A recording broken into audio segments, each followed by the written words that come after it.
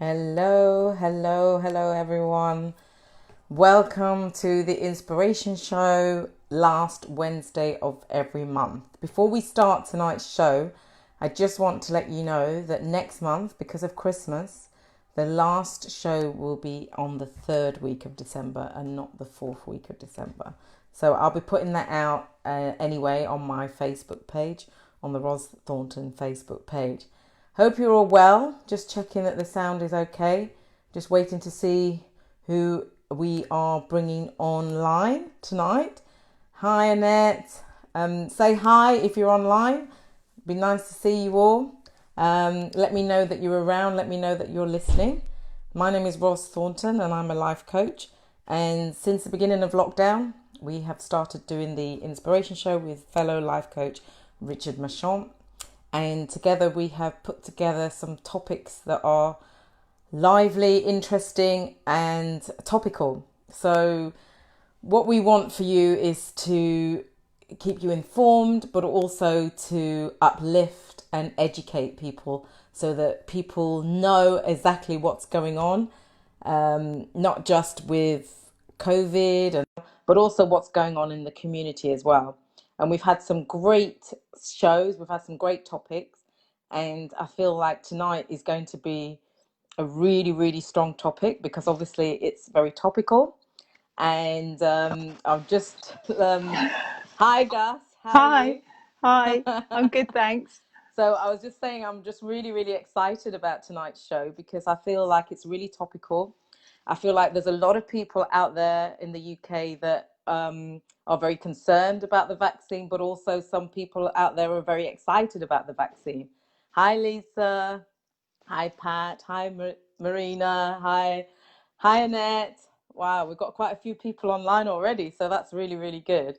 So without further ado, because I don't want to take up all of the time, and I really want to hear what our guests have got to say tonight. So I'm going to introduce Gus. How do I say? Is it Grima? Grima. Grima. Yeah. Gus Grima. And Gus is a nutritional therapist. She's a mum of two and a natural health educator. She combines guidance on all aspects of holistic well-being with essential oils. Gus is passionate about empowering women to have confidence in understanding their bodies better, nourishing themselves intuitively, and using effective natural solutions. Gus runs several online holistic wellbeing programs, and you can find out more about Gus and what she does on her website, which I'll post information about at the end of the show. But just to let you know, her website is called bemarvelous.co.uk. So welcome, Gus, Thank to the you. show. And I'm just going to go straight in because I just don't, like I said, I think we're going to have lots of questions tonight from our audience. So I just want to kick off. So how are you today anyway? You all I'm right? I'm really good. Yeah, I'm really Yeah? excited to have this Yeah? chat. Yeah? Yeah. You had a good day? Yeah, it's been a good day. The kids are quiet at the moment, but I normally have either dogs or shouting children at some point when I'm going live, always. So let's see what Okay. happens tonight. Okay. Well, it's all part of the fun, so don't Yeah, worry about exactly. that. Exactly. Okay. Yeah. So what are your so just to kick off, so just tell us about what are your thoughts about vaccines in general? Yeah, I mean, firstly, I want to, I'm really grateful for you hosting this show because it provides the opportunity to have like an open discussion in public about this Mm, topic. And it's mm, such an explosive topic. It's kind of almost quite taboo to bring it up in mm, public. absolutely. So, yeah, I'm really grateful that you're running this show today. Mm. I guess I want to come clean up front because I don't have any intention of giving people any answers. That's or okay. telling people what to do or No, to say we what's just want right or your wrong, we just you know we just want to set this up. There's no right or wrong in Yeah, this situation. We just want to present two different points of view for this show. yeah, So yeah, and to give viewers an informed choice so that they've yeah, got the information there. And really, we're not there to advise anyone. I just want to make that clear. exactly. And I'm not a health professional. You're a natural health Yeah, professional, I'm not a and doctor. yeah, Yeah, we're not doctors. We can only go off what we've researched ourselves, and we can only go off what we interpret from from the information that's given to us That's right. through the news. So, That's right. we're not here to advise anyone in any way. And thank you for saying that, because we need to be very No, upfront that's about that. totally fine. Yeah. Yeah, but when I think about like your question, like what are my thoughts on vaccines in general, I have to take the bigger picture view, because one thing I know for sure is that we're all very different. And I don't just mean that on the outside in character, I mean that physically, biologically, physiologically, we have something called bioindividuality. And I see it all the time, like on a kind of on the surface, like when I'm working with people, or whether that's one-to-one or in a group, like each person's current health status is unique. Each person's health history from birth is unique, and all the factors that play into how well we thrive. It's very individual and personalized. I noticed like how one person will really thrive eating one way and the other one just a disaster for them. Or like certain herbs or supplements or foods that are meant to be like healthy, some people get on well with and others don't. And that's kind of at a surface level how our bioindividuality plays out. And so I kind of have the same approach when it comes to like medicine and vaccines. Like to have a one size fits all, I just don't, it doesn't work that way, because we're coming to the table with all very different. And I think with vaccines, for me, there's this assumption that everybody's the same and it's good for everyone. But that's just not how it really works, in my opinion, when you think about an individual person. So, that's one of my thoughts around it. The other thought I have currently, especially, is that I want to take a moment to talk about that word anti, that's used a lot, like anti-vaxxer, because I think the word anti is a real misnomer. And I think it's been adopted more kind of viciously recently. It's being like thrown around the press, thrown around in headlines, and it's kind of become like a weaponized phrase, anti-vaxxer, like, and people are being labeled that when they choose to question vaccines, or when they choose to not have them. And I can't speak for everybody, but I do know that most people that decide not to vaccinate it, they don't take that decision like lightly. It's not an easy decision to come to not vaccinate. And often they've done a lot of research, a lot of reading behind the topic, and through this personal research exploration, that leads them to make their own decision.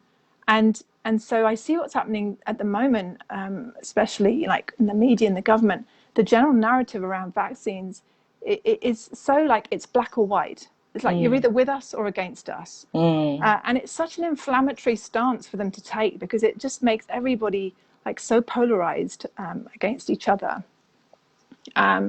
And I find that all the phrasing right now is really irresponsible, I have to say, like, anti-vaxxers. Can you give me an example of some of the phrasing that you... Yeah, so I found that now people that are questioning the vaccines right now, they're not just called anti-vaxxers, they're called idiots, conspiracy theorists, like reckless, shameless, gullible, dangerous, irresponsible, spreaders of misinformation, spreaders of fake information. I even heard one headline saying it should be made a criminal offence, to spread this kind of vaccine misinformation. And I think very few people are just anti. They are pro-informed choice. They're pro-medical freedom, which is the right we all have in this country to make a decision about whether we want to put a medicine in our body and take a treatment. And so I think that most people are not anti-vaccines. They just want more information. They just are asking questions. They'd like to get some honest answers. And I just don't see that there's anything wrong with that myself. Okay. So what do you think about the COVID-19 vaccines? I mean, at the moment, we've got names like AstraZeneca, Pfizer BioNTech, and Moderna. And there's another one, I believe there's a Russian one coming on, being developed Sputnik. as well. Yeah, Sputnik too. So it's like, I mean, I don't think any of them have actually been approved by the MHRA yet, but they're very, very close as far as I'm aware. So what are your thoughts on the COVID-19 vaccine then? Okay, so I guess my biggest biggest kind of question I have around this vaccine is that, or maybe I even should say alarm bell, right? Is that I've noticed from the very early days of our COVID-19 experience this year, like back in March, that our government has put all its eggs into the vaccine basket. Mm-hmm. It's clear that they've been investing millions and millions and millions of pounds, and that's where their focus is. And not once in 9 months of all of this happening have we had like any sort of guidance or education about our immune system, about our body's natural immune defenses, about how we can support our body's immune system to be as resilient as possible. And for me, that's like, why are we not having that discussion? That's really important. And, just one little example amongst this is, for example, vitamin D. So, the benefits of vitamin D, like I remember seeing Matt Hancock dismissing it in the House of Commons, saying he'd run a research study and it was no good.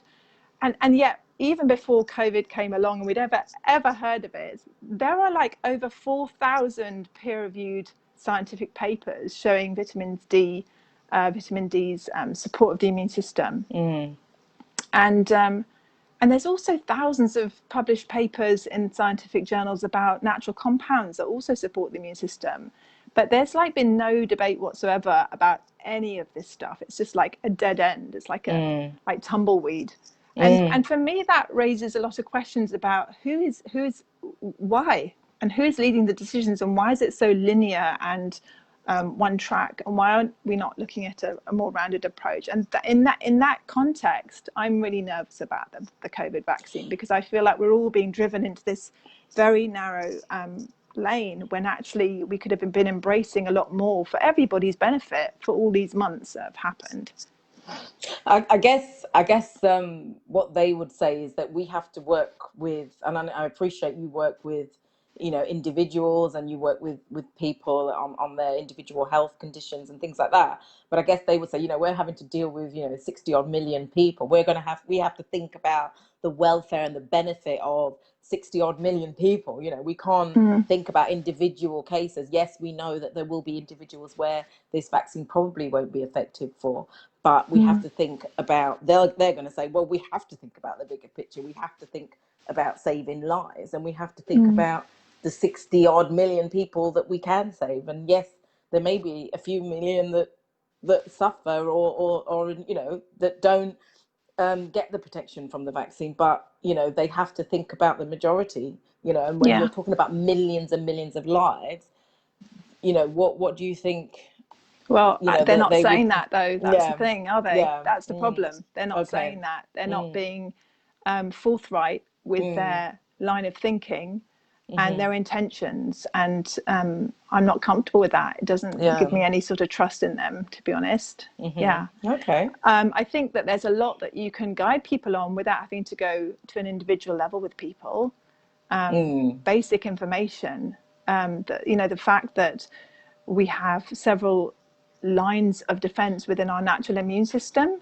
That we have a first line of defense, which is like our skin and our like mucous membranes that line our mouth, ears, like nose, eyes. And then once something gets inside, we have like our innate immune system, which is the first line of attack, where there's an invader, and then the cells that attack to try and kill come in here, the immune cells, and then you have another layer behind that. And people with a strong, healthy, innate immune system are very unlikely to pick things up. And this is very much influenced by diet and lifestyle choices. So I find it really interesting, the language that's been used all year. I feel like we've been portrayed as these fragile kind of sitting ducks that are just waiting to be attacked by this violent killer.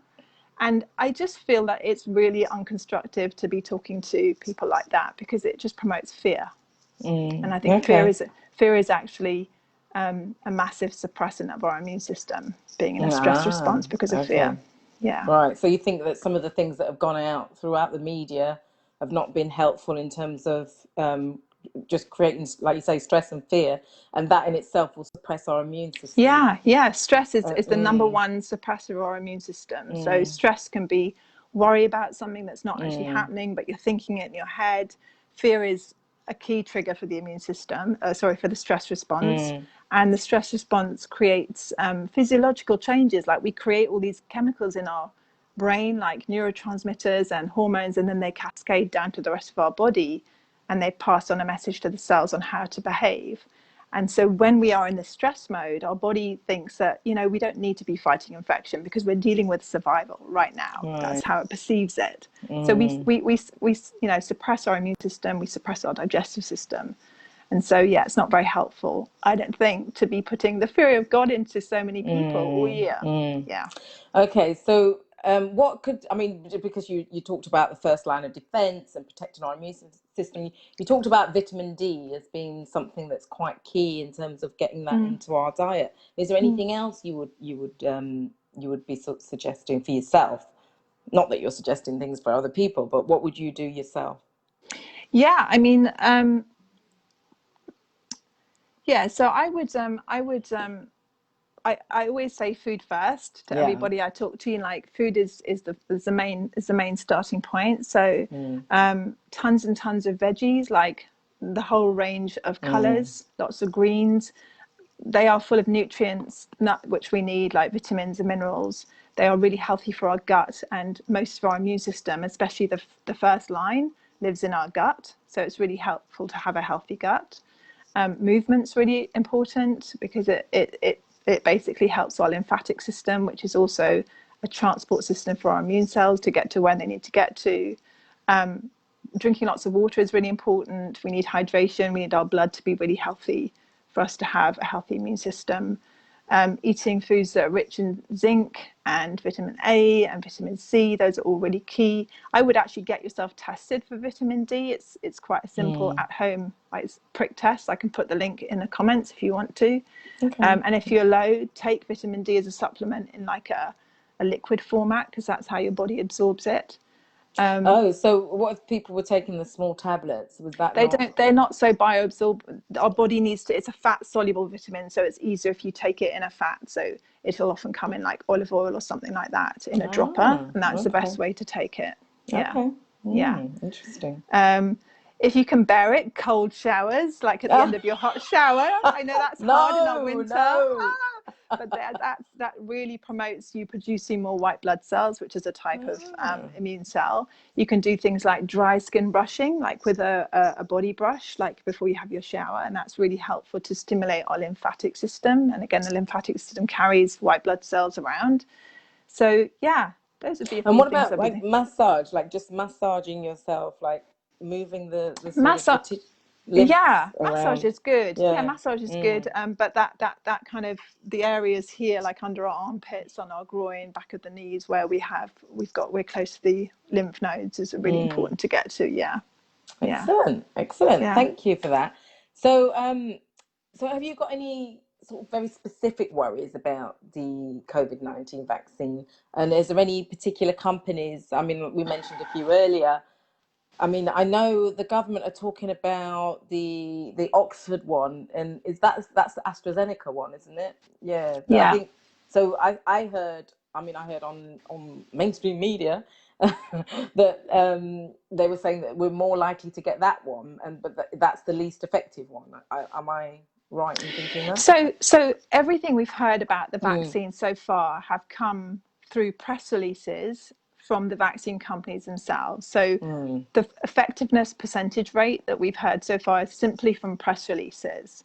So as far as I'm aware, there's been no peer reviews happening by other experts in the field that are impartial and sort of like third party assessing the research that's come through from the trials of both Pfizer and AstraZeneca's vaccines. So for me, like specifically, I would want to see those peer reviews. I would want third-party impartial experts looking at the research and analysing it and saying, this looks like it's efficacious and safe, just like they're saying. I don't think we can hold on to the numbers they're giving us, because they're the ones giving us the numbers. So we need someone impartial to tell us, right, that really is. Sorry to interrupt you, but is that not what the MHRA is supposed to be doing? Are they not an impartial body that are going to be analysing? I think they're in charge of licensing. Right. I don't know who, I would want someone that's not involved in the bringing it to market process. Not involved in the money. Yeah, the the money money, side. exactly. Yeah, exactly. So I would want, someone from the Lancet or the British Medical Journal, someone like that, to do that. I would really like to see the ingredients list, please. I really would. I think that should be published for public scrutiny. I think we need to be aware we won't be taking this vaccine once. I very much doubt it. I heard that you've got to take it twice for it to be effective. And then what happens next winter? But then I was going to say, but next year are we got to take it again? This is what people aren't so clear we could about. be, for someone that's 20 years old now, you could be taking it 50 odd times in your life, right? So we need to think about that when it comes to what's in it. I did have a look at the British Medical Journal, which I like as a source, and they had done a sort of discussion about the Pfizer studies that have been done, their protocol, and they said that they had very inadequate testing strategies. And for me, from my research, what's been skipped in these vaccine trials is the animal trial stage, which would obviously have lengthened the time to bring them to market. But my understanding with the animals trials is that once the group that's been given the vaccine and the group that hasn't been given the vaccine, that can sometimes be literally a placebo, proper placebo, which is just like a salt pill or salt injection, or it can be just another vaccine that they give as a placebo. But once they've done that with animals, they'll then actually expose them in a clinical kind of controlled environment to the wild virus, so that they know that every single animal has been exposed in the same way to the virus that you're meant to be protecting the body from with the vaccine. And then they can see what happens. But my understanding is that with human trials, that's unethical. So all you do with human trials is you have the two groups and then you send them back to their normal lives and you see what happens. So there's that kind of, that we've missed that whole section of knowing what really happens when people are exposed. There's a new technology. I'm still learning about that, this mRNA technology that we haven't had in a vaccine before. So that's slightly... Sorry, mRNA, that's something new that's put in this vaccine that's not shown up in other vaccines? Is that what you're saying? That's my understanding. Yeah, exactly. Yeah. And so again, I'd want to see or have the ability for proper scrutiny and time to assess it. I have seen a tender out from the MHRA, like you said, which is the Medicine and Healthcare Products Agency, urgently seeking artificial intelligence software tool to process the expected high volume of COVID-19 adverse drug reactions. So they must be expecting them. So it would be nice for them to be. It's the lack of transparency that worries me because it's not just will they happen, but it's what will happen if they do? Are there going to be protocols in place to manage the reactions and what to expect, things like that? And as you mentioned at the beginning, when I check out a company to see, so what are they like? What are they like in business? I have checked out both AstraZeneca and Pfizer, and I have to say they have a massive track record of fraudulent activity. These companies don't just make vaccines, they make medicine, they make drugs that treat chronic disease. And there's not many companies in the world that make vaccines. There's only about 4 or 5, apparently, like the big ones. And yeah, they have a really bad track record, from fraudulent marketing activities to bribing medical professionals. And they've paid out billions of dollars in charges. And so I'm like, oh, they don't sound particularly ethical. And that does concern me, because I'm trusting them with my health or my kids' health. And that's really important to me, that I can trust that company. Yeah. So that specifically worries me. You could say that most huge international companies that operate in many, many countries all over the world are at some point, and if they've been going for quite a long time, at some point would have faced these kind of difficulties and lawsuits. I mean, that's I guess if you look at most huge international companies, and you dig deep enough, you're going to find some lawsuits for a lot of them. What Yeah. specifically worries you about these type of lawsuits? Are they covering up things, or is Well, it? it's a combination. It's Mm, the fact that these mm, companies are going to vaccinate the world. mm, That's a lot of people that they're affecting. It's not mm, just, here's a product, buy it if you want it. This is a different, this is a mm, different playing field, isn't it? So that concerns me. You know, we have to, in my research, which I'm happy to share, I've shared with you already. mm, I share what I found about them so people can decide for themselves whether that's okay or not. I mean, we all have different thresholds, don't we, as to what we think is acceptable or not. But it's a very, very good business model, the vaccine industry. They have no marketing to do because the marketing essentially is done by governments and health authorities. They have no liability. So if you or I got affected by had adverse reactions, were damaged in any way, we cannot sue them. We have to go to our own governments, and they pay out through taxpayer money. And they have endless customers, non-stop. mm, There's billions mm, of children being born every year fresh into that market of vaccination. mm, So mm, it's a highly successful model where they're making lots and lots of money. mm. And so I find that for me, there's a lot of conflicts of interest when it comes to financial interest. And I always need to know who is promoting the information when I'm doing my research. I think that's really important. Yeah. Right. Right. I'm just going to take a pause to see if anyone has got any questions. We've got quite a few people watching.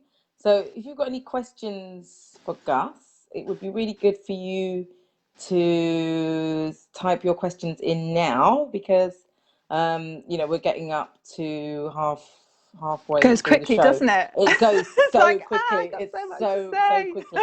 So someone said, my immune system is suppressed with medication due to an autoimmune disorder. I take vitamin D, iron, B complex, and calcium. Sorry, I can't see. I exercise and walk and drink water and try to be healthy. Can I do anything else?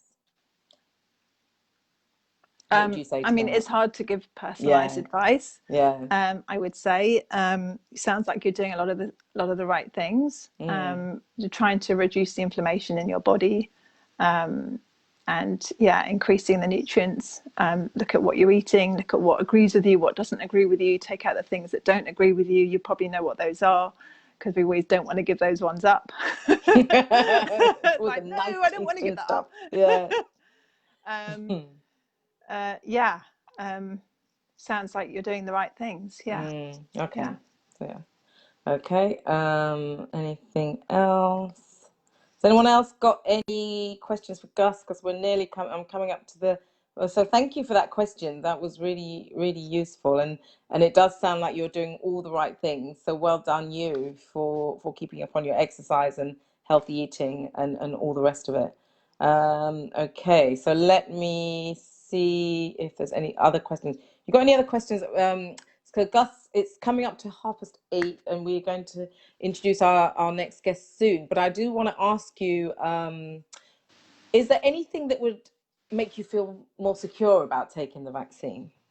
Just Well, yeah, I mean, I know we haven't got much time, but a mm, couple of things already mentioned, yeah, that the ingredients weren't egregious toxic, list, that yeah, the companies were actually liable for mm, any damages, so that they actually had to make sure these things were really safe for us, yeah, that there was more transparency around the research, mm, more robust research looking at long-term outcomes for yeah, people that had the vaccines versus people that didn't. And a complete transparency around all conflicts of interest, especially financial. I think that should be on the yeah, table for us to see. yeah, To see. Definitely protocols in place for adverse events. Sometimes I don't think that the A&E are briefed properly from what I've read and from experiences of, mm, and so they don't even know what it looks like, and therefore what to deal with it. So I think that's really important to have in place. Yeah. okay, And a more rounded approach, a more open mm, roundtable discussion. There's lots of medical professionals and scientists and experts right now who aren't agreeing with the way everything's being done, and who are saying that there are other ways we can be doing this. And there's it's like I was saying, there's this kind of stone wall that's there. And so it would be nice to see a general interest in health, a more kind of rounded approach instead of such a purely medicalized one.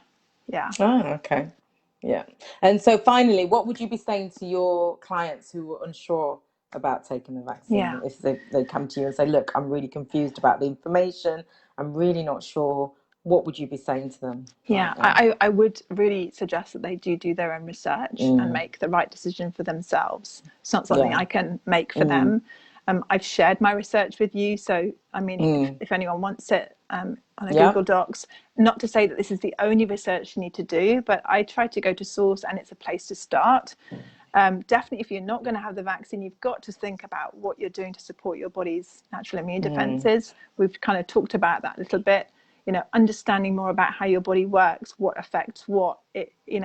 It's not the kind of stuff that's widely taught at school. It should be, like, really, so we understand our bodies. But I find once you do, then you're really able to make those shifts and changes that can make you more resilient and more robust, and support that innate immune system, that first kind of line once something comes in. Yeah.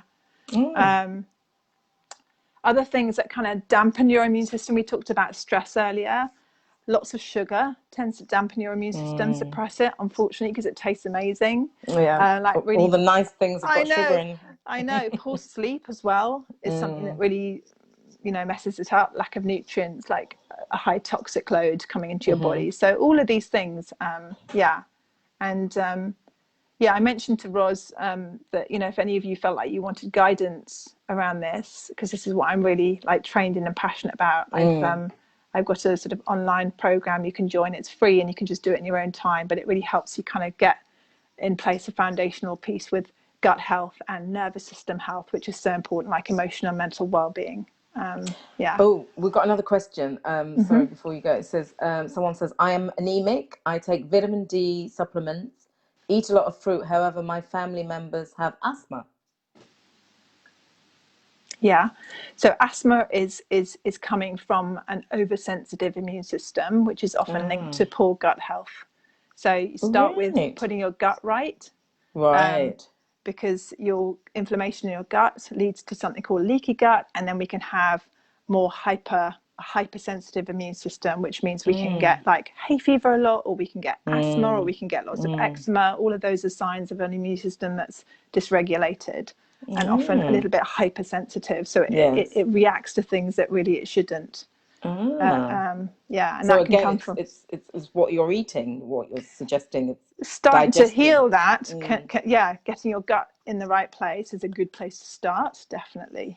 So if someone's got asthma, I'm guessing they would be considered vulnerable. Would they be high on the list to get the vaccination? They would be. Probably. So they would be encouraged to take the vaccination. But from what you're saying is that there are things that they can do themselves in terms of their diet and really boosting their immune system as well. And whether or not you decide to or not, it's still worth doing these things because you're strengthening this amazing natural resource you have of protection. Absolutely. Someone said, thank you for the cold showers. I'm going to try it. Wish me luck. It takes a while. Don't go completely cold. Just change the hot to slightly cold, 30 seconds at the end.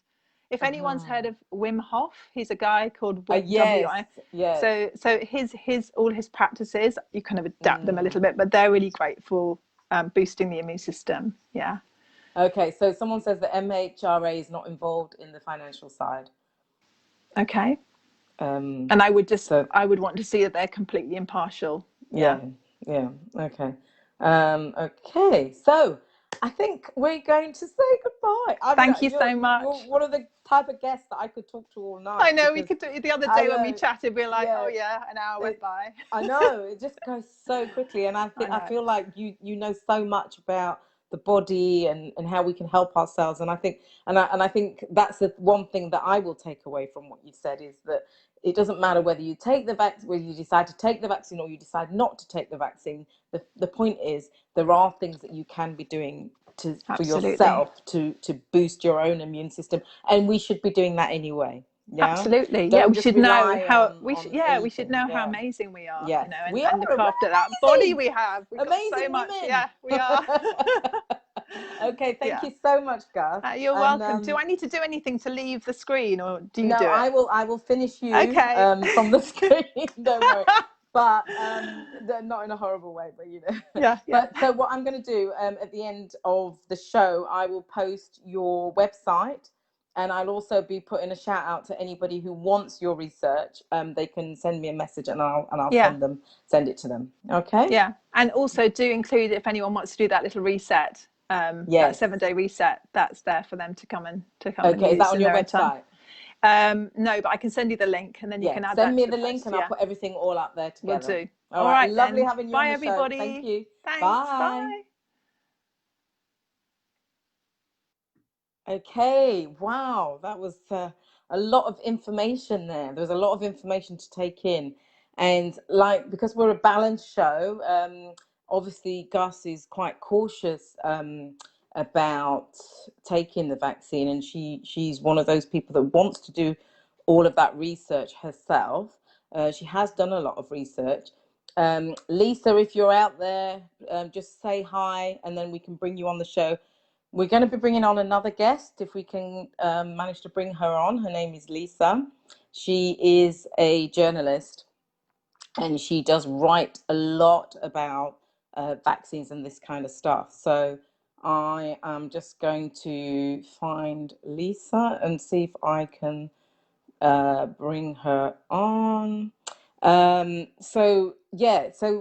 I said, we want to have a balanced view, and obviously, like I was saying, Gus is very considered. She likes to do her research, and she's obviously a lot more cautious. And what would make her more satisfied about taking the vaccine, and I'm sure most of us would, is that she wants that transparency. She wants more transparency. So let me see if I can find Lisa to bring her on. So, Lisa, if you're out there, can you see if you can invite yourself onto the show? That would be really good. Oh, actually, sorry. Let me see if I can add you. I'm going to try and add you on. So while we're doing that, while she's connecting. Oh, hang on. Oh, Let me date hello. round. Hello. Hello. How are you? I'm good. Good. So, wow, it's just been like so exciting just listening to all the responses, all the questions that we've had, and also some of the, what Gus has got to say. She's very, very passionate. And she clearly cares about her clients and wants to do her research. So, Lisa, you've got obviously a different approach to this, and I've different got a points of different view, perspective, and a but I have to different say, perspective.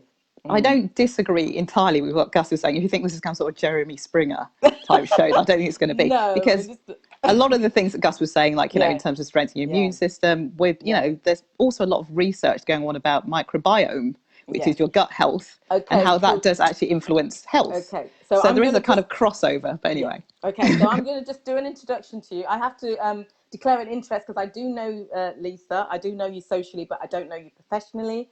So so now I'm gonna read out how fantastic and amazing and wonderful she is, and we're gonna hear from our second guest, Lisa. So Lisa Urquhart is a multi-award winning healthcare journalist with almost 2 decades of industry experience. She is passionate about investigating health inequalities relating to women's health and race.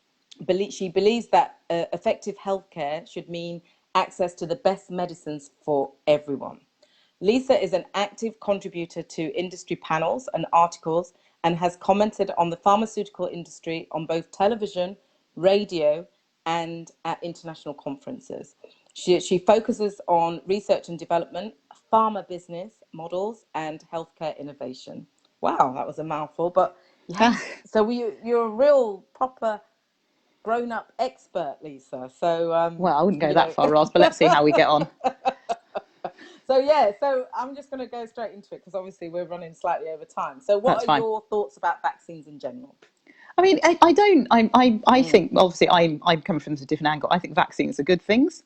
They've saved, millions of lives across the globe. If we took particularly talking about childhood vaccinations, I know that's quite emotive, but we live in a world where children don't have to worry about polio anymore. We've eradicated smallpox, a massive killer, and there's lots of other things that childhood diseases that were actually eradicated through vaccinations that have saved lives. I can understand that people might want to take them, but I'm very much in favour of vaccinations because I do think they are beneficial to people. Okay. So, and what are your thoughts about the COVID-19 vaccines that have been presented to us? The suite of range of vaccines that have been presented to us so far. As Gus pointed out, it's quite confusing. There has been a lot of research. I mean, a couple of things I think Gus was talking about was the fact that people are individuals and maybe we should be looking at individual approaches to healthcare, which is fine. But that would involve, having to see 60 million people in the country and working out individual health plans for them. And unfortunately, that isn't possible. So in cases like the pandemic, I mean, I'm hoping that people do believe there is a virus out there and is killing people, because I think one of the big hurdles at the moment is we are getting people that don't actually even believe in COVID-19. Right. But in terms of a virus which is very dangerous, we don't know it's killing people. We know it's killing lots of old people. It's killing people with pre-existing health conditions. But the other thing about COVID we don't understand is the long-term health implications. I mean, you hear about long COVID, where people are basically sort of living with chronic conditions, fatigue, muscle weakness, sort of heart problems, lung problems. And so there's so much about this virus that we don't actually know. So in a way, perhaps it's better to have people to be vaccinated against it rather than catching it and getting long COVID. There's also been research, I'm sure I can share the peer-reviewed articles on how the fact that a lot of people that get hospitalized with COVID, over 60% of them report changes to their organs, whether it be their heart, their liver, their brain. So this is quite a serious disease. So changes for the worst, just to clarify. Change for the worst. And we don't know if they're permanent changes. I mean, there's one thing I was looking at the other day. I was on a conference call and we're looking at cardiac problems. And we don't know if people are going to have long-term cardiac problems from getting COVID. And so while I can understand people saying we don't know that much about the vaccine, we also don't know that much about the long-term health implications from COVID. You could have people in their 20s getting relatively mild cases of COVID, but in like 10, 15 years turning up with problems with their lungs or their hearts. So then people will say we don't know the long-term effects of the vaccine. We don't the vaccines either, I know. Because this has all happened in less than a year. It has happened, and that is the problem. It's happened very quickly, and I think in a way I'm astounded how quickly the vaccines have been done, but I'm also very, very, very impressed because I don't think nobody's cut corners on this. I mean, I hear a lot in the news that people said, how can you get a vaccine in 10 years? It takes 10 years to get a vaccine. How can we do it in 10 months? Well, one of the big things about what we've done with this vaccine this time around is the fact it's not that we're coming at this completely fresh. I mean, I don't know if you've heard of the other two coronaviruses that were kicking around the planet a while back, MERS and SARS. Yeah. They were both coronaviruses. And so people have taken the research and the learnings they got from actually trying to find vaccines for those and applied it to COVID-19. So they weren't starting from zero. They weren't starting from zero. Yeah, okay. So we had an idea of what, the spike protein that you might have heard about. We looked about that. And also this has quite possibly, and as Gus pointed out, there has been an awful lot of money thrown at this. I mean, there's unprecedented amount of money that has been thrown at Would you dare to guess vaccine. How much? Billions. But it normally it takes $1 billion to develop any drug anyway. So if all the people out there that take drugs, the drug that you're taking, depending on when it was made, particularly some of the newer cancer drugs, they would have spent roughly $1 billion on that. So it's not unusual to spend billions, but it's unusual to spend billions this quickly. So I think that's the thing. So we've had scientists working around the clock. They've done things like they've compressed the clinical trials. I know that was one of the concerns from Gus about the clinical trials, about animal models. We didn't do any animal models. But unfortunately, we have an expression in farm business, it works well in mice. So the thing is, as Gus would say, an animal, a mouse or whatever, is not equivalent to a human. So what might work in a mouse might not work in humans. And when COVID first came along, there were no animal models. So unfortunately, mice don't get it. They don't get affected by it. So it was very hard to find actual animal models that you could actually infect with COVID to actually start trying to make a vaccine for. In the end, I think that's another reason why we went straight to humans. I think so far, the only thing I've seen that can catch COVID are the occasional cat. and also mink, as we've seen in Denmark. So there were no animal models to do this on. So that's why, in a sense, and also that would have taken up time. And given that people were dying, we wanted to get this done quite quickly. So, and I said animal models don't necessarily translate into actual human models. So that might have been a wasted time trying to find a mouse that you could actually infect. Could have killed millions more. You could, it could have killed millions more while you're trying to find a relative animal model, because it doesn't work in mice, and it was really hard to find actual things that could catch COVID. So just to be clear, so did they actually try it in mice or not? They at the beginning, they tried all sorts of animal models, but you can't get an animal to catch in the same way that you and I can't get something like an equine flu, because we're not horses. You can't force animals to get a virus that only really impacts humans. So they did try to find a lot of animals. It jumped from a species, so it mutated from them into us, and that mutation only really exists in humans. Right. So it's not like, so maybe it came from a bat, but bats aren't, so because it mutated from the bat, so there was no point giving it back to the bat. Okay. Yeah, because it was a different virus by then. By then. It was mutated. Okay. Ah, interesting. So is there anything that sort of worries you about the rollout of this vaccine? Nothing that worries me. Concerns or challenges. I think some challenges. I think the thing about the vaccines we're talking about, and as Gus pointed out, these are very new technologies. These are the first time that we've used mRNA. That's both the Pfizer and the Moderna viruses uses mRNA technology. Could you just explain what that is? Sorry, mRNA technology. So when you use vaccines, let's go back to Vaccines 101. So what you do with a vaccine is you introduce a form of whatever you're trying to protect the body against into the body. With most old-fashioned vaccines, we normally do what was called either you give a dead virus, so you kill it, inject it into somebody, and then hope the immune system actually recognizes it, or you give a weakened version of it that can't actually multiply, but your immune system will mount a response to it, and then the next time it encounters the live version, it will know and then destroy and attack it and get rid of it from your body. So what these two different vaccines are doing is they're using mRNA technology to get the virus into your body. So that's the difference. You're not using a weakened set of something. What you're doing, what they did was they took a small portion of the vaccine, of the virus, called the spike protein. They used mRNA, which is a messenger technology. So it's like a postman. It will deliver that part of a small part of the virus into your cells, and then your cells then start manufacturing the small part of the virus, and your immune system recognizes it and then basically mounts your immune response. So it's a different way of getting the virus into your body, a fragment of the virus, not all the virus. So it's not going to kill you. Bit like a pyramid scheme. It's not like a pyramid scheme. I think it's like a postman. Basically, I'm delivering part of the virus. Your body's going to recognize it, and then yes, just the protein bit. Your body's going to recognize it and then mount an immune response and duplicate it, and then your body's going to say, "Hey, what's this bit of? What's that? I don't recognize that. I'm going to kill it." Right. Okay. So that's has there been testing on? I can see a question there. Has there been testing on people with compromised immune systems? No, there hasn't been at the moment, to my knowledge. But then again, old people have compromised immune systems. But if you're talking about people with autoimmune diseases, I don't think there has been. But older people tend to have compromised immune systems in the fact that they don't mount as strong an immune response as young, healthy adults. And that's the reason why we're seeing older people tend to get sicker, because they don't have as strong immune response as young people. And so I know what Gus was saying about fortifying your immune system with vitamin D, and I'm not disputing do that, because I think it does have benefit.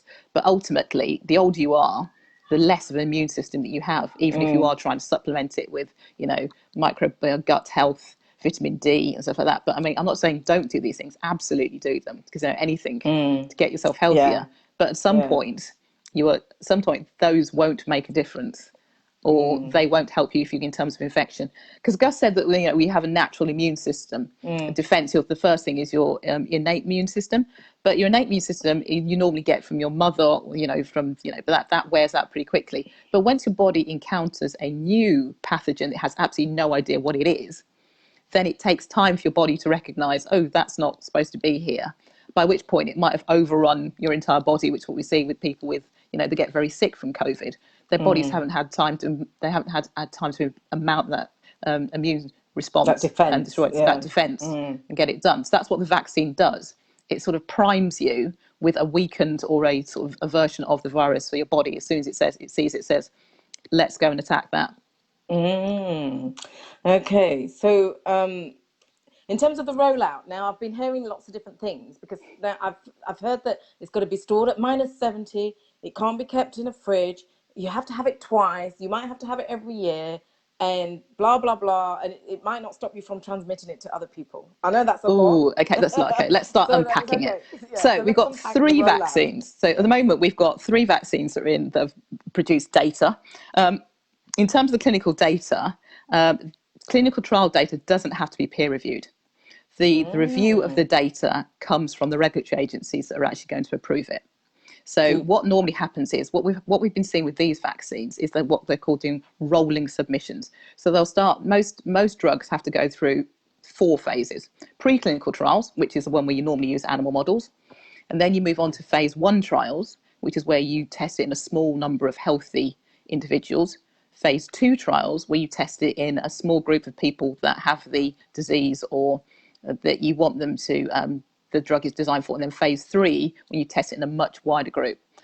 Yes, we can't do challenge trials with COVID, i.e. you can't get a healthy individual and inject them with COVID, because you're right, it's unethical, because we still don't know why some people get sick with COVID and others. So you might actually kill them.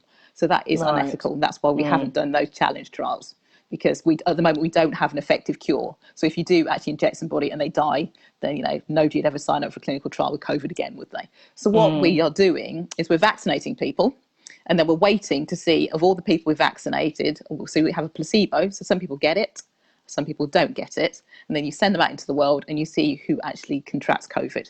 And so the data that we're seeing in terms of that called? Sorry, what sort of trial is that's that just called? that's a normal challenge. That's not challenge trial. It's just challenge not trial. no challenge trial is when you actually inject somebody with the virus, So but it's a that's unethical. non-challenge trial. It's Yeah. a non-challenge trial. So this is just Right. basically it's a normal Okay. vaccination trial. Yeah.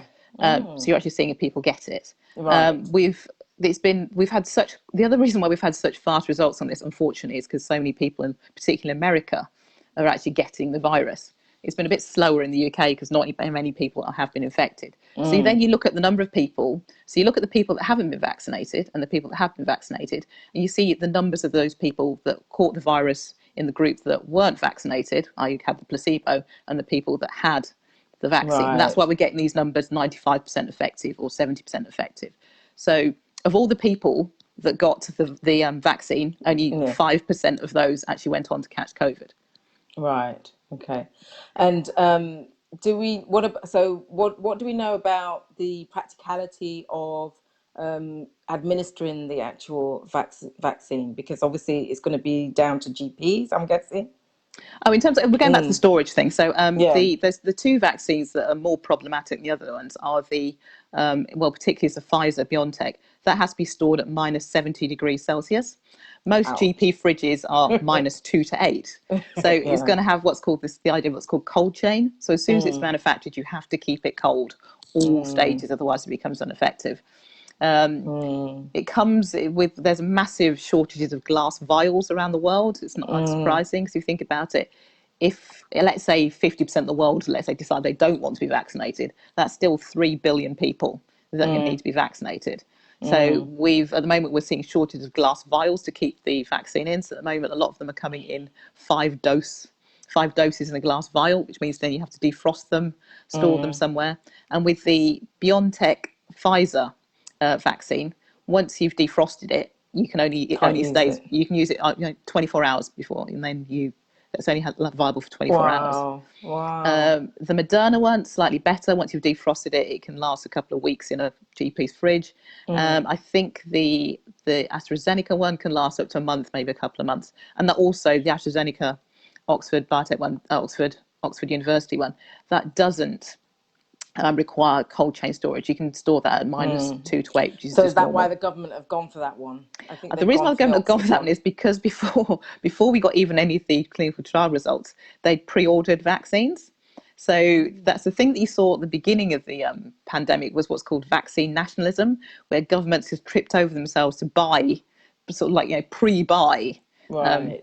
vaccine supplies, even without knowing how good they were going to be. Oh, So I wow. think if we'd known that Oxford, the Oxford and the AstraZeneca one was only going to be 70% effective, we might have plumped for the other two, which are Yeah. 95% effective. Oh, wow. Hindsight's a wonderful thing, isn't it? Yeah, but the So, other thing about the Oxford one is it might not even be 70% effective. I mean, it's oh. yeah, that But might only be. the flu vaccine is only what, 40 to 60% effective anyway. Yeah, I mean that's Yeah. 40%. But and people keep saying, oh, but it's only like flu. It's not like flu. In terms of excess deaths, when people talk about excess deaths in the country, they also take account in the flu season as well. So it is killing more people than flu. So, and I think so you needed something to be more effective than the flu vaccine because it is more deadly than the flu vaccine. And as I said, we also don't know about the long-term health implications. You get flu, you feel rubbish for a couple of weeks, you get over it. You don't get long flu. You don't get, issues with your kidneys. You don't get issues with your brain. You don't get issues with your heart. You don't get issues with your lungs. So, I think we need this one to be more effective than the flu vaccine. Okay. Okay. We've got a couple of questions now. Someone has said, if things go wrong, is there any recourse? So if somebody gets vaccine injured, The thing, let's okay, say. the thing about, okay, people talk about vaccine injuries. The thing about vaccine injuries, they happen very, very relatively quickly.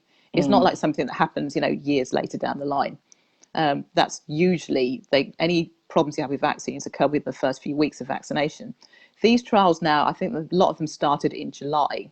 So any long-term, any immediate adverse events we would have seen, we'd have seen by now. I mean, obviously, it's not, yes, and there will be long-term monitoring, but normally with vaccines, the effects are relatively quickly. You see, quick to see. But as part of the fact that these are being used in an emergency setting, there will be long-term follow-up of people that have been involved in the clinical trials. So, is there any comeback? As Gus said, there is. You can apply to the government. There always has been a government scheme, a fund for vaccine harm, and I think people would be able to apply for that. And just to clear up as well, because I've seen something going around about this new legislation that the government have brought in to say that you can't sue the government, or you can't sue these vaccine companies if you do get vaccine injured. So could you want to just clear up anything around that? Because I mean, there was yeah. a consultation document that the government did sneak out a few months ago. So yes, but that has always been the case. I mean, I think remember swine flu? Who remembers the swine flu swine flu, epidemic? yeah. Same thing happened there. Exactly the same thing happened there, and there wasn't as much of a fuss about it, maybe, but exactly the same thing happened then. And I can't think of any. I don't know. I mean, maybe people did sue the companies, but I don't remember. Maybe there was a bit of episode of narcolepsy with that one. But And what about? I mean, talking about suing and things like that. What about what Gus was saying about some of these companies having being done for fraud, for bribery, as you pointed out, Roz, I mean, if you go to many large corporations, none of them are clean up and clean. And what tends to happen with the dodgy dealings, they tend to happen in countries where dodgy dealing is expected. So, where bribery and kickbacks and paybacks, they tend to happen in countries whereby bribery and kickbacks tend to be a way of doing business. But I mean, the thing about the pharmaceutical industry, I mean, but those tend to be around selling the products, not actually kind of sort of developing them and giving them to people. It tends to be about trying to get extra sales of already approved products. right? So in terms of approval process, it's the pharmaceutical industry is one of the most highly regulated industries that you can imagine. You're putting medicines into people's bodies. Some of the things I find quite interesting of vaccines, the fact that people don't often question the other medicines they take, some of them have awful side effects, but people are prepared to put up with those side effects for the relief they get from their symptoms if it's particularly serious disorder. I mean, you pick up any form of pharmacy, even aspirin, you go there, you pull out the leaflet, and you look at all the adverse events that you could possibly get from an aspirin. You mostly wouldn't take it ever again. But I you know, know, but yeah, but you can understand because it's kind of like they're getting a relief from a symptom, and what you're getting whereas here is the relief from potential death, or I know, but it's a bit like an insurance policy, isn't it? Some people don't yeah. take insurance policies because they And think, oh well, I don't yeah, think I'm not. yeah, I think and I also agree with Gus in the fact that I don't think anybody should be forced to take the vaccine. I think you should read up about these things and make informed yeah, choices. But yeah, I think some of the things we hear about the fact that it's been rushed through, it hasn't. But what they've done is they've really compressed everything.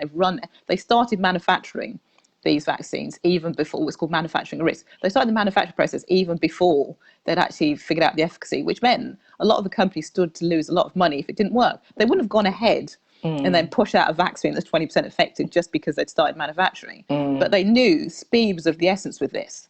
So they just started manufacturing. That's why things have happened so quickly. But and I they guess everybody's still given have up. to be Yeah, regulated as yeah, well. The people, the MHA or the FDA in America or the EMA in Europe, they're not going to just push these things through. If they aren't good enough, they are they'll not going to say, get approved. They'll say. And I said they have no financial sort of dealings or any sort of there is no, they are independent regulatory bodies. So, okay. yeah. Excellent. So there's another question. Will there be sanctions against people who don't take the vaccine? Somebody's asking. I don't think there'll be sanctions in terms of the government won't sanction people. I mean, the thing about vaccines is you need enough people to take it to get herd immunity. And we know that means roughly about 70% of people have to either have antibodies to which you can develop on your own. But we know that those antibodies don't last. So you can say, oh, I had COVID last year, I should be fine. But, we've seen the studies are showing that, that antibodies do wane and you might have to take the vaccine more than once. But once we get to the point of herd immunity, then it means there won't be so much virus around to force you to take it every year.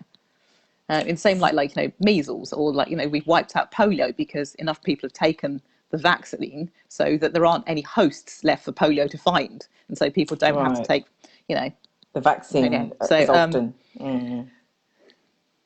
So the other thing is, will there be sanctions? There won't be anything from a government, but I think in terms of social sanctions, there will be. So we're already seeing companies like Qantas. If you want to go on a long haul flight, for instance, I think, I'm not sure if I'd want to be sitting around for 10 hours with somebody that might be asymptomatic to COVID, being a black woman over 50. I don't want to, I'm at high risk. I don't want to be sitting next to somebody that I don't know might not have the vaccine. So yes, there may not be government sanctions, but I do think you will give up some of your, not freedoms, or not even rights. So nobody's got right to fly, but you will give up. It's your choice not to have the vaccine, but then also that means your choice has consequences. So there will be consequences for the people that don't. So maybe not long haul flight.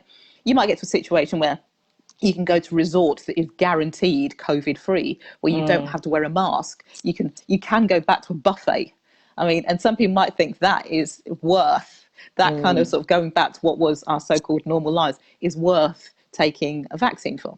And some jobs, there may be some jobs maybe that the well, for instance, if you're working with the elderly or the vulnerable or people immune suppressed, it's unreasonable to expect people that haven't been vaccinated to work with vulnerable people. But what if you could show you had the antibodies for some reason? Well, we said we don't know. We don't know how long. If your antibodies, we still don't know how long your antibodies. You'd have to keep testing people regularly to see what. We don't know what level of antibodies confers protection. So I might have antibody levels, let's say 2. I don't know if that's enough to stop you getting COVID from, or me getting COVID again and then passing it on to you. Because we know that people can be reinfected, and that's because their antibody levels drop. So how much you'd have to make a decision about what level of antibody you'd have to fall below before you then no longer could do stuff. So I think the thing about vaccinations is it's easier to say, I've been vaccinated this year, here's my certificate. Yeah. And do you think we'll have to repeat the vaccination? Because obviously it's a 2-stage vaccination for a start. For start, so yes. That's going to be challenging in itself, because people are going to go for the first one and then not go for the second one. Well, we've seen it with childhood vaccinations. Like. I mean, people that don't go back for the second one for their children. Yes, I mean, that's going to be a massive challenge. If we can't keep track of people with track and trace that have got the virus, actually trying to, keep track of, let's say, let's say 20 million people in the country, children that aren't going to get it. So that's 40 million. Let's say that only half of the remaining 40 million want the vaccine. That's still keeping track of 20 million people, 40 million doses. So, and I say if we can't keep up with people through track and chase. But vaccine won't make you COVID free. This vaccine is only 70%. Well, we don't. The thing is, though, we don't know. We also don't know if it stops the spread of infection. So the people that are 70, the people that do take the vaccine. But I said the other vaccine is 95% effective. So that's the other thing is, will we get a choice? We're not going to get that one. We're not going to get that because one. the government's already bought 100 million doses of the really bad one. So you're getting that. And that's the other thing is you're going to have potentially a kind of sort of a two-tier health system whereby if you have the money and you can pay for your family to get the decent ones, why wouldn't you? The 90% one. The 95% effective 95% ones. Why wouldn't you? Yeah.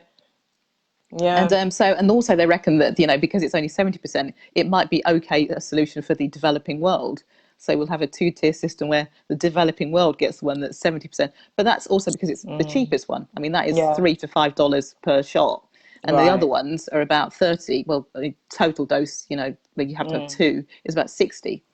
£60 versus, £10. Well, £5 for developing, And am I right in thinking that it still won't stop you from spreading it to somebody else? We don't know, because what the clinical trials have done, they were only looking at, will it stop you getting it? So I think they're going to have to do more analyses of whether or not you spread it. So we don't know. Yeah. So that could be quite, because you could get it, but then I guess theoretically you wouldn't get it if you got only it. If you fell into that 5%. Yes. Or if you took the good one, not the good one, I shouldn't say that, but if you took the more effective one. Yeah, the more effective one, and you could fall in that 5%. You could fall in that 5%. And then you could become a super spreader, I'm guessing. Well, I think what they would do, I think they're going to look, but then again, as you said, not all most vaccines aren't 100%. There is no vaccine out there is 100%. 95% is among one of the best vaccines in the world, because I think measles is only 83%. Okay. So this is in terms of actual effectiveness as a vaccine, this is gold standard. Okay, excellent. So let me just see if we've got any more questions, because we are coming up to the top of the hour. So if you've got any questions, I think we're past the top of the hour. Yeah, we're 8 minutes past. So this has been such a fantastic show, and I've learned so much over the last few days about vaccines, and you are a wealth of knowledge, as is Gus as well. And I honestly don't think our two approaches are incompatible. Gus is looking at natural health, but I said that should be, everybody should be thinking about those things, those everyday things. But we don't have personalized medicine, so you could work out a diet or plan that could protect you from COVID, an individual that would be effective to roll out across an entire nation. So vaccines are the next, another form of defense, and perhaps one of the better ones, because it is introducing your body to the virus in a safe way. What about this thing about getting a list of ingredients? We should get a list of ingredients. Well, the ingredients. Well, basically, the ingredients of the vaccine is basically. I think you've got the messenger RNA, which acts as a postman to get it into your body. You've got the spike protein, a bit of the spike protein from the virus, and I think you've got a little lipid, a little coating. So it means that when it gets into your body, it's not immediately destroyed by your immune system. So it has time to get into. It has time to actually start replicating and mounting your immune system. Because I saw a video that was going around saying that there was the fetus in a vaccine. Yeah, I saw a video. There are no fetuses have been harmed. There was bits of a fetus. There's no fetuses have been harmed. All of these are synthetic. There are no. And the thing about you don't really want to use humans. Human sort of any bits of humans in a vaccine, because we recognize human things that your body, so it would immediately destroy the vaccine. So that's why we're using things like mRNA, with a synthetic. It's a synthetic messenger system. Okay. And the other one, I think the AstraZeneca used a cold virus. So okay. So yeah, it was from chimpanzees, but let's not go there. Okay. I mean, as in, because I said if you use a human cold virus, your body will automatically. It is not going to turn you into chimpanzee. None of these things get into your DNA and alter your DNA. This is the other thing. They do not get into your DNA. They cannot get into your DNA. They will not alter your DNA. Bill Gates cannot put nanoparticles in them either. Okay, so but his name does come up quite a lot, actually. It does come up a on the lot, and I internet. think in terms of the I said, you said one of the challenges about the vaccine rollout, as we said, and it's around vaccine skepticism. I'm not going to say anti-vaxxers because that's a then you get down, I think, into the world of nanoparticles and George Soros. But there's vaccine hesitancy in that. There is, right, because these things are new, but they are based on sound scientific principles and a lot of previous research.